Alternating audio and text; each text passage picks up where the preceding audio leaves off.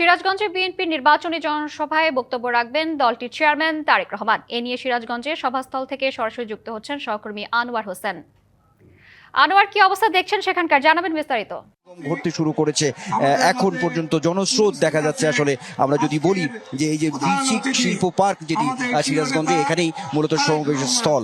আর যেটি হচ্ছে BNP chairman Tarique Rahman আজকে বগুড়াতে তিনি অবস্থান করছেন, সেখান থেকে বের হয়েছেন বেশ কিছুক্ষণ আগেই।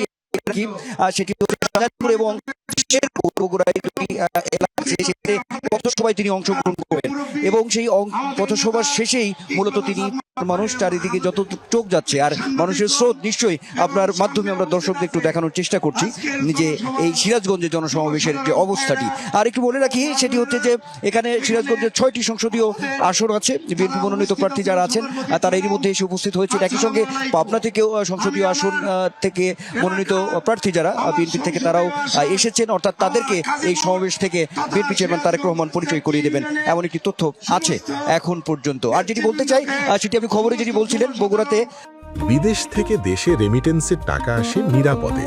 তাই আজই আপনার আপনজনকে বলে রাখুন, রেমিটেন্সের টাকা যেন শুধু নগদেই পাঠায়। আজকে একটি মতবিনিময় সভায় বিএনপি চেয়ারম্যান তারেক রহমান যে কথাগুলো বলেছেন, নিশ্চয়ই আপনি সেটি বলছিলেন। তো সেই জায়গা থেকে বলি যে আসলে যেটি হচ্ছে, অর্থাৎ নেতাকর্মীদের যে একটি দিক নির্দেশনা যে বিষয়গুলো আছে, সেই বিষয়গুলো আজকে জনসমাবেশ থেকে উঠে আসবে। বিএনপি চেয়ারম্যান তারেক রহমান সেই বিষয়গুলো নিশ্চয়ই নিয়ে আসবেন। একই সঙ্গে যে তিনি যে পরিকল্পনার কথাগুলো বলছেন, সেই পরিকল্পনাগুলোর যে ধারাবাহিকতা সেটিও এই আজকে সমাবেশে আসবে। বিশেষ করে যদি বলি জীবন ঘনিষ্ঠ কল্যাণমূলক যে কিছু পরিকল্পনার কথা তিনি বলছেন বিএনপি চেয়ারম্যান তারেক রহমান, তার মধ্যে কৃষক কার্ড, সেই সঙ্গে ফ্যামিলি কার্ড, হেলথ কার্ড, অর্থাৎ এই বিষয়গুলো কিন্তু বারবারই তিনি বলছেন, এই নানা পরিকল্পনার কথা তুলে ধরছেন। নিঃসন্দেহে আজকে এই সিরাজগঞ্জে একটি বড় জনসমাগম হবে। এখানকার যারা নেতৃত্বস্থানীয় যারা আছেন তারা বলছেন যে জনসমুদ্রে পরিণত হবে, লাখো জনতার একটি উপস্থিতি ঘটবে, এটি কিন্তু বলছেন। আর এখন অপেক্ষার পালা, সবাই অপেক্ষা করছেন বিএনপি চেয়ারম্যান তারেক রহমান। আর এই মঞ্চ থেকেও বারবারই ঘোষণা করা হচ্ছে যে অল্প কিছুক্ষণের মধ্যেই তিনি এই সমাবেশ স্থলে এসে পৌঁছাবেন। শ্রাবন্তী, আনোয়ার, আপনাকে ধন্যবাদ।